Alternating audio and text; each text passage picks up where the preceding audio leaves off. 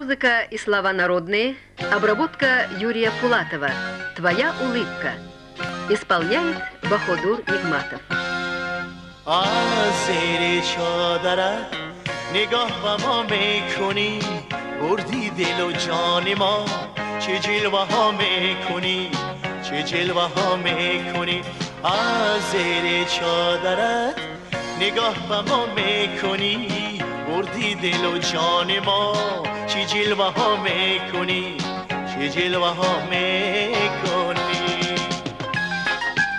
От улыбки твоей благодатной рос кустарник расцвел ароматный, а любви моей взоры горят в ярком пурпуре этих гранат. تو لبخند و تبسم میکنی گل، شب و روزی مرا گم میکنی گل.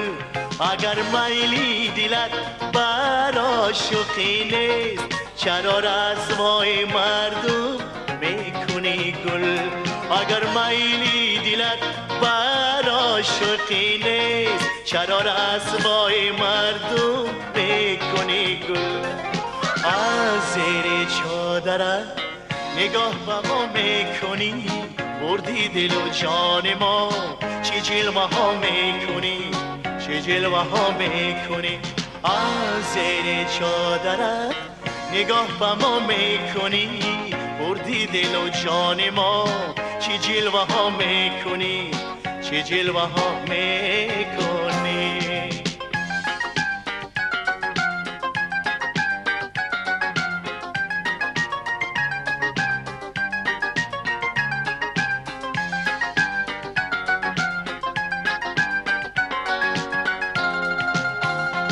حالا دختر منم عاشق برویت، با زلفانی سیاهی مشکی بویت.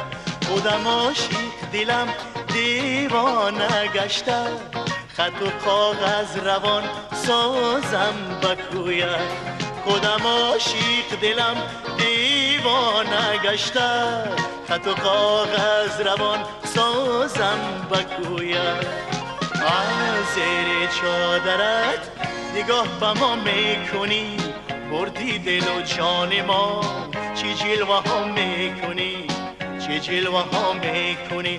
از زیر چادرت نگاه به ما میکنی، بردی دل و جان ما، چه جلوه ها میکنی، چه جلوه ها میکنی، چه جلوه ها میکنی، چه جلوه ها میکنی، چه جلوه ها میکنی، چه جلوه ها میکنی.